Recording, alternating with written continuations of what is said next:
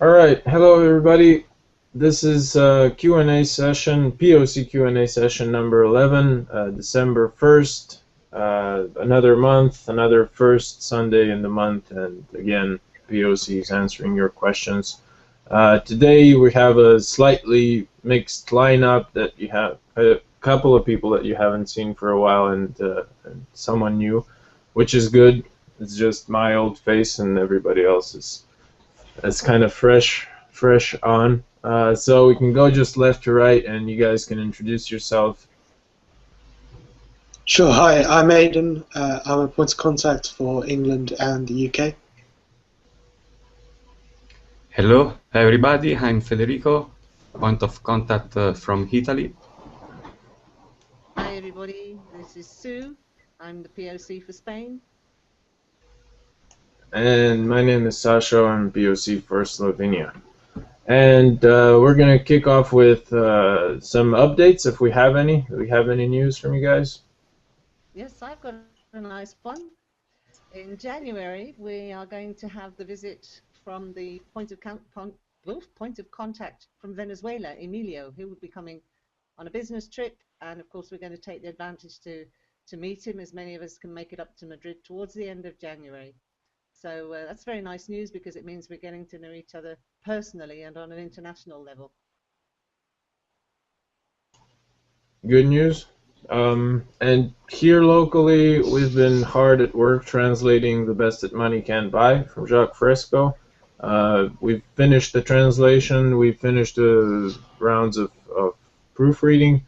So we're now going into last read. Hopefully we can also find a way to publish it here in Slovenia, but it should be ready for e-publishing very shortly. So some good news all around.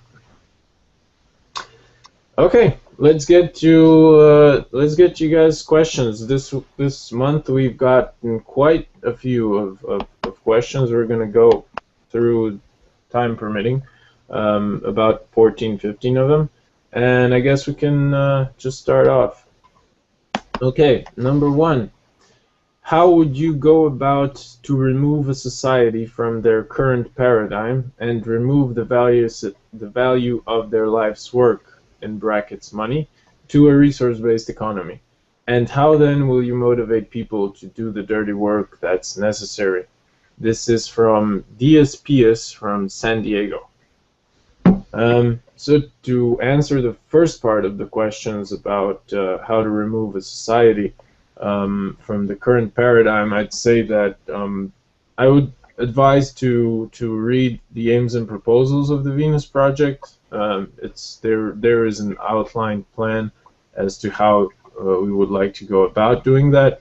But mainly, I would say that we would want to get a test city or research center up and running where people can actually come to see and get the feel of how resource-based economy would be functioning. And with doing that, I think that we would get people who would be more inclined to volunteer to support this direction. We're not looking for removing anybody from this society. We're looking for people to get educated and volunteering themselves to try and make this world a better place. And the second part of the question, how do you motivate people to do the dirty work? I would say that we would try to eliminate the dirty work as soon as possible with automation. But in the transition, even if there would be a need for dirty work or dangerous work, I think it would be the incentive would be buried, meaning that it would be maybe just done 2 hours a week per person, so it would be distributed amongst the people, and it wouldn't be just a lot of people slaving in the mines or whatever hard work would need to be done. Yeah, I have anybody to add? Nope. Okay, let's go on. Next one. Number 2, what is the amount of maintenance required by the TVP cities in terms of amount of technicians and the length of daily work? Yes, when I can say that when RBE will be implemented yet, I can say that there will be no so much need to work on the structure. Why this? Just simple because these structure are made by latest material available. So if, for example, there will be an earthquake, and this earthquake make a hole in the wall, this this house is built with new material that repair themselves by themselves. So even if there will be technicians in the RB society, their job will be minimum. Different thing is about the transition period, because in this period we need that lots of people will be able to give their skills and ability to the community without obtain nothing in change, nothing back, for example, money or something else.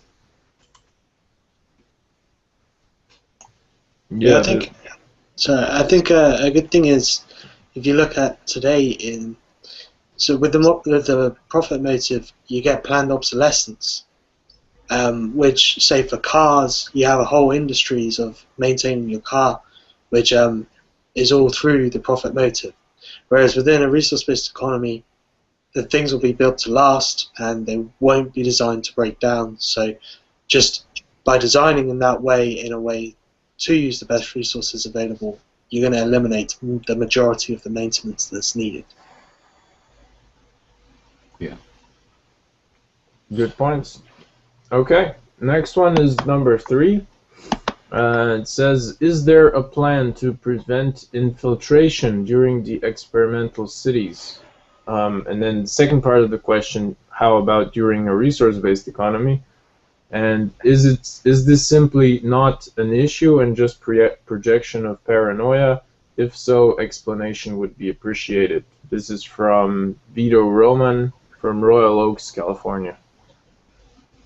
Okay, well, if we understand that by infiltration, the question means someone trying to do harm to the new system, my answer would be that the people who would live in the first cities will be mainly technical people, scientists, engineers, architects, and so on, and they will be using the scientific method to work with. There will be interdisciplinary teams, meaning that there will be a mixture of people of all disciplines working together, and all work will be put to the test to see if it's correct or not. So, as well as that, the people who are not in technical posts, such as admins and so on, will necessarily have a different way of thinking by the time they move in to live. So anyone that shows that then they don't have a change in values would be spotted very quickly. And in that case, if they did find a person did appear who hadn't got the necessary change in values, he or she would be helped to learn the new ones rather than punished. Yeah. Yeah. Okay. Next one is number 4. In TVP city designs, a large space is allocated to golf courses. Don't activities such as this encourage competition, or is that something we should not shy away from? This is from Petrock508 from Devon, United Kingdom.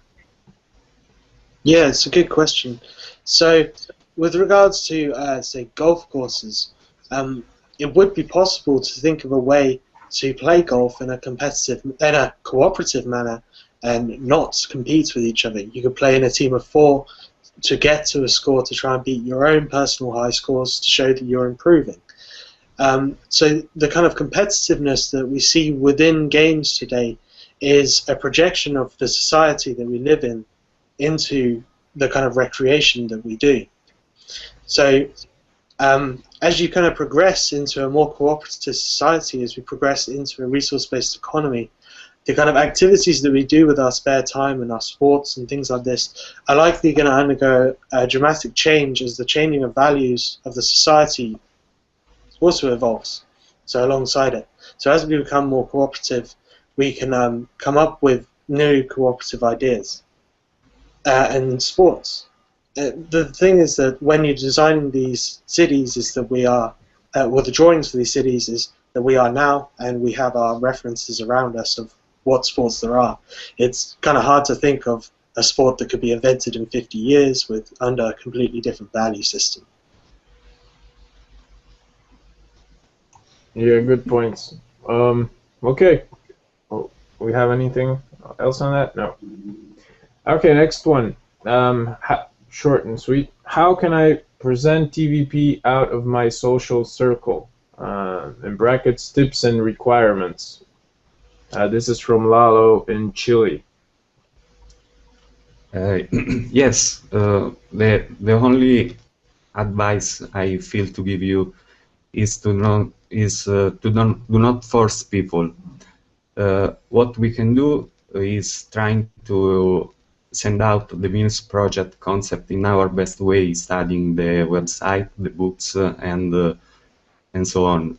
We have, first of all, we have to understand if the person we are speaking is open mind, and if it's so, we can advise them to take a look to our main site, to FAQ section.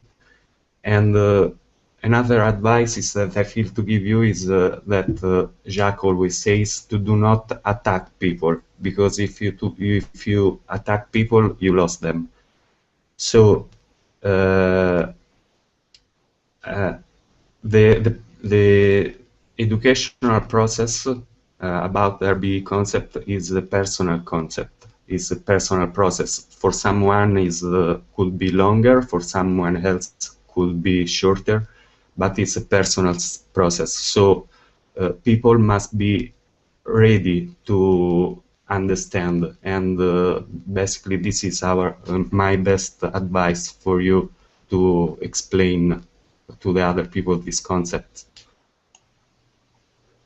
Yes, and also to be persistent, or to have the drive to come back to all these topics and try to get more and more information. There's a lot of research done that's also referenced out of just what Jacques says, and there's a lot of recommended books on the web page that you can check out. There's a lot of videos.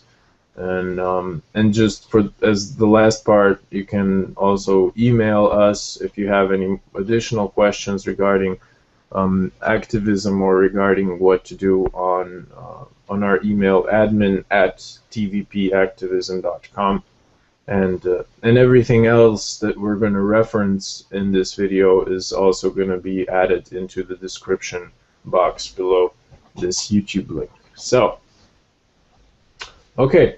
Going on to the next one. Number 6. What would be in place of the police? TVP seems to have addressed scarcity in terms of resources, but that doesn't prevent some people from needing to be restrained, like stalkers or psychos. This is from DSP at San Diego again. Yeah, it's a great question. I think there's 3 FAQs on the website that I'd like to reference to for this. Which cover it from various different angles. So number 82, 85, and 92, they're all pretty relevant to this question. So what I would add to that is that, so aberrant behavior such as stalkers or anything like that would be, so someone exhibiting that kind of behavior, which could be hurtful to someone else or to themselves, would be removed from society for a while. And so what you then do is we would focus on education and on healing, rather than what we do now in society, which is to throw someone away and lock the key equivalently. We'd really try to analyze what has created that type of behavior and see if there's anything that we can do about it to help the person through education, to help them through any sort of medical prognosis that we could do, and the other thing would be to see what factors created that behavior, and do we need to then go and look at a part of society as a whole, and maybe redesign that in a bit to address this type of behavior. So these people again would be released, of course, when they're healthy and safe for society. There's no need locking someone up for 20 years as just an arbitrary number and saying at the end, there you go, you're left out. It's on a personal basis. It's on a healing and educational basis that this would take place. Yeah, that's a good point. Also, the FAQ references are going to be linked down below in the description. Next one is number 7. Looking at human nature, and in brackets, our apparent reluctance to work together and to see the human race as a whole, opposed to individuals. Do you think the project is likely to work / how is it going to work? How will you get those people in power to step down and give up their money? All right, well, first of all, we need to understand that human nature, what they call human nature, really is a myth and doesn't exist. In as much as values, they're not something we are born with. We learn them from our environment, our education, and the experiences we have through our lives. And a selfish attitude, such as a non-collaborative one, is not a universal thing either.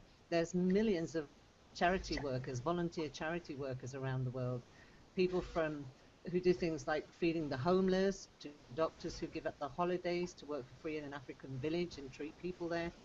It's a question of education and example, so that people will become happily infected with the will to help and collaborate. Plus, of course, if you've got all your needs provided for free and you don't have to worry about not having enough, that is also automatically going to make you more generous, because you're not going to have to worry about things like that. So that's one part. Then for the second part of the question, as for people in power stepping down and giving up their money, it's not a question of anyone stepping down or giving anything up, whether they're rich or poor. It's a question of everyone gaining much, much more by living this way. Today, the rich might have a lot of material possessions, but then they also have the worry of guarding them so that no one steals them. They may have children who could be the victims of a kidnapping for ransom, for example. So in a resource-based economy, these fears wouldn't exist. Plus, of course, all the wonderful technology that we would finally have that can make everybody's life better. So again, the examples in the first cities will show that a real resource-based economy is not a threat to anyone, but purely beneficial to everybody. Great stuff. I totally agree. Okay, next one. Number 8. I uploaded some videos on my YouTube channel which promote TVP. Is there any channel or group on the social media that is dedicated to share and put together artistic videos, paintings, stories, or other forms of art which promote TVP and resource-based economy? This is from Gabriel Zaldivar, California, US. Yes, there is, Gabriel. There are 3 departments within the media team.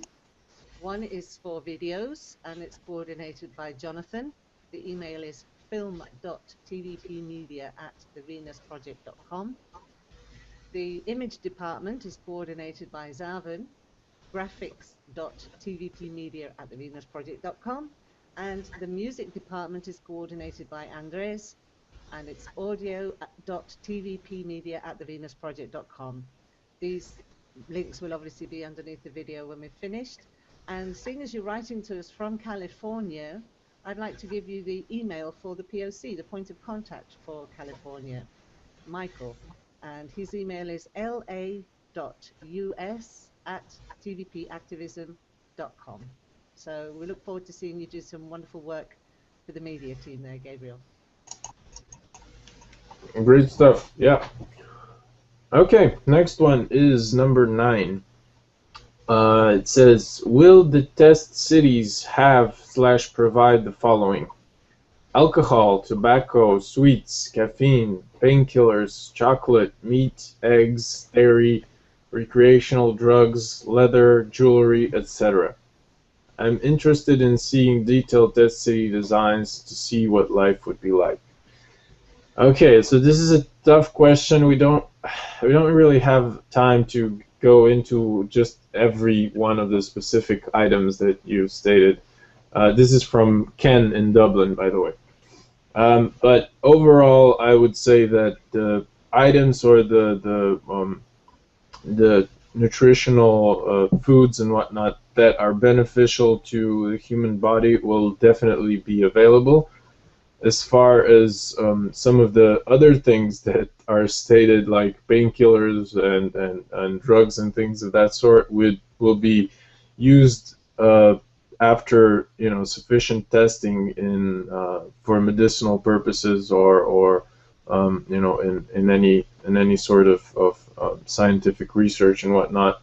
And regarding anything else, it's the answer is this wouldn't be produced in the city, even let's say recreational drugs. I don't think that would be a big industry in the TVP city.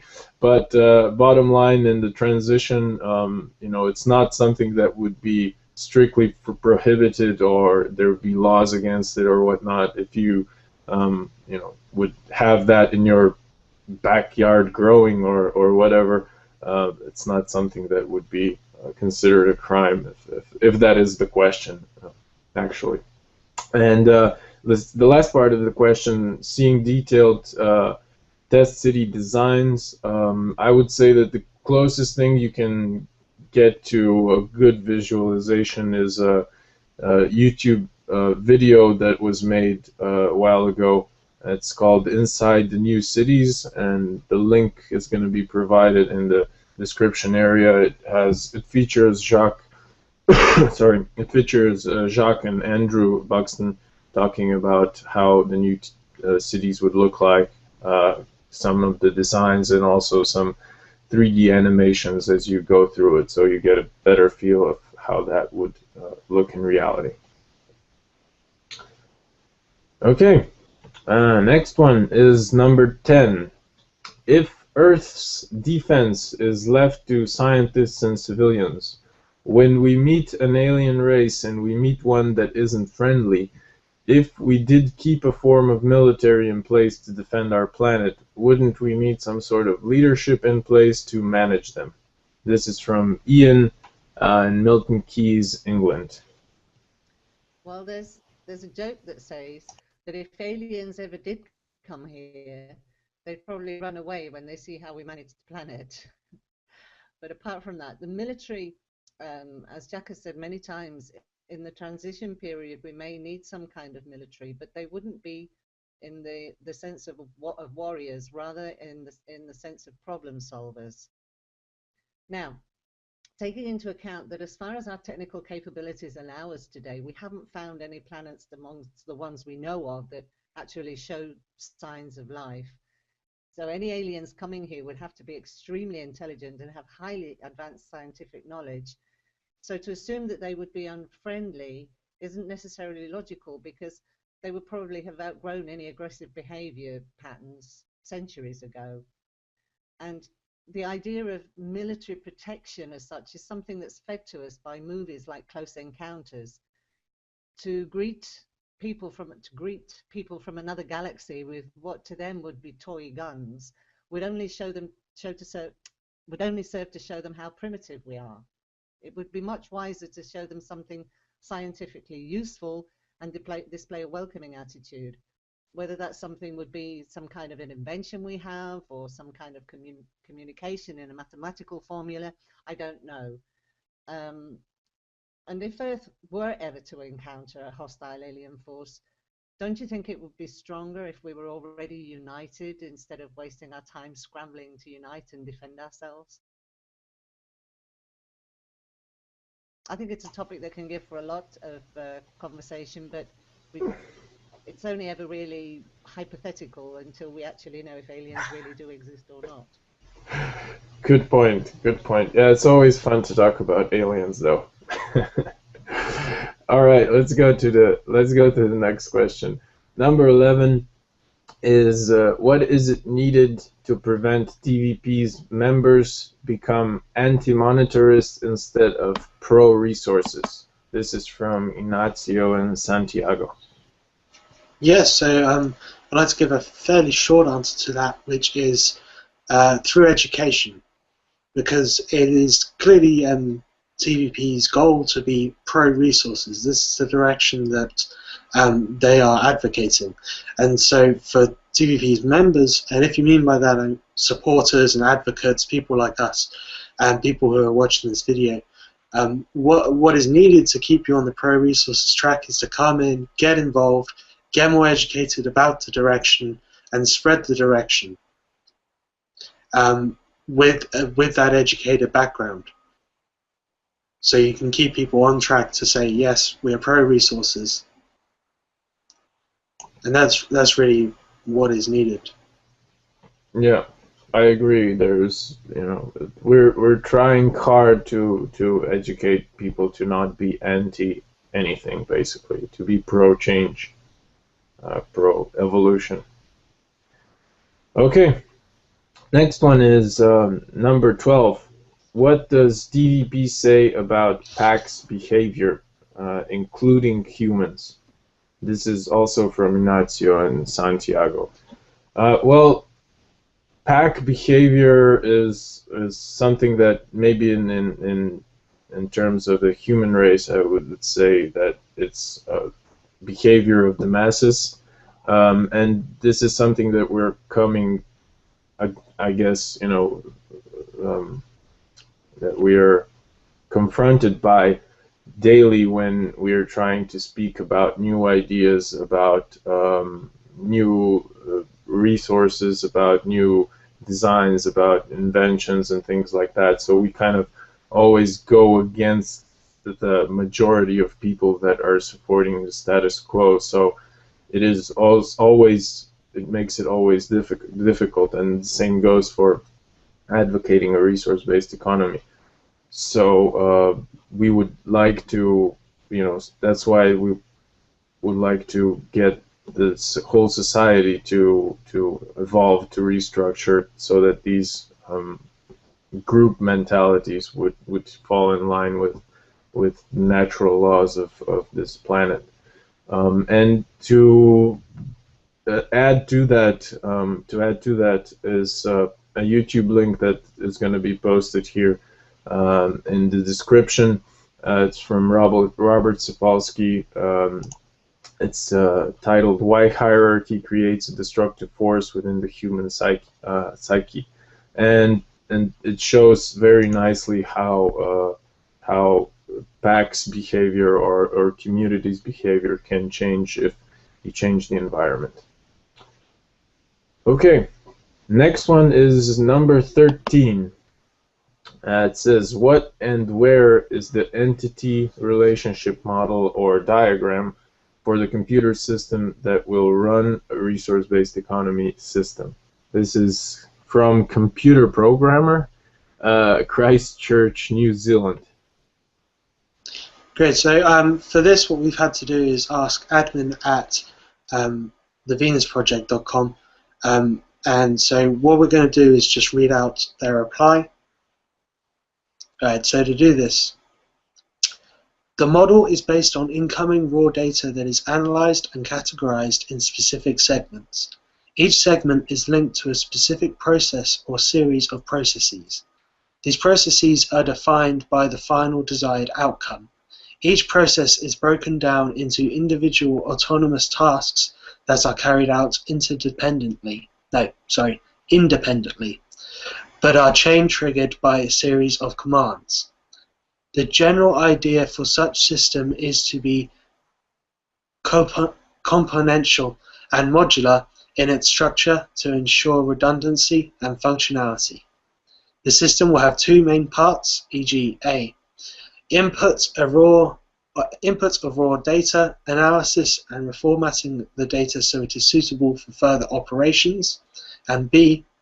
Processes that are dependent on the raw data and are triggered by the reformatted data. The system cannot be realized anytime soon since it needs to match reality. So what that last sentence is really just explaining that this will need a physical experiment to really form a specific model. So for right now, there isn't so much a specific diagram that we can say, yes, this is how it's going to work theoretically, because it needs to be experimented with in reality and will likely evolve depending on where we are during the transition. All right, thank you. And we have one last question, number 14. Are existing models, like the circular city model that we see frequently, just artistic concepts? Are there any designs which go into more depth, like designing for a population of a certain size? And how many would the test city be aiming for? This is from Ken, Dublin. Well, there are hundreds of Jacques models, but I'd like to say that they are not only artistic models, but they are real. You can see what Jacques is doing on the research center. Together with Roxanne from 40 years, they built houses and the research center focusing on the efficiency of this concept. So basically they are not artistic, but they are real. The fact that the people can't go in depth on this blueprint is just because lots of time happens that some organization and some people took this concept, Jacques concepts, and they use it for their business. So basically they make a pattern on that, so only some people can use it. And I heard from Jacques saying and Roxanne saying that one of these was a pentagon too, and this is the worst way to use Jacques' concept right now. Yeah, exactly. And to add to that, just to the last part of the question, how many would the test city be aiming for? This is a number that is not going to be set, as a goal, because it's going to depend on the resources of the project. How big can we make the test city? It would very likely be built in the same way as you see the circular cities, so in pieces of 8s, so that it can be upgraded, it can be added. So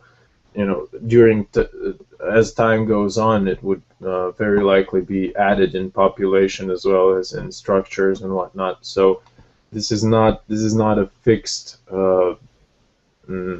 size that we are aiming for. We're just aiming for the whole concept and then trying to make it as big as possible as time goes by. Yes, and I can reference you to take a look to the frequently asked question number 23, 25, and 26, and there an explanation about this on that questions. Yeah, in addition to that, you can also check out the link that we've added to number 9 question, which is inside the new cities. So you can also get some idea of how it would look. Okay, I guess this is all the time we have for today. We came through all the 14 questions. Hopefully we've answered them in a way that to your satisfactory. If not, we would ask you to make the questions in the future as specific as possible. So try and narrow it down. Try to ask as specifically as possible, and we're going to try and give the best answer possible. So this is that's all for me, I guess. Anyone else want to say goodbye? No, thanks. you again soon, everybody. All right, Bye. see you next month. And also in the description, there's going to be a Google moderator that's going to be open for next month, and we had some questions left over from this month as well. So check those out. See you around. See you around.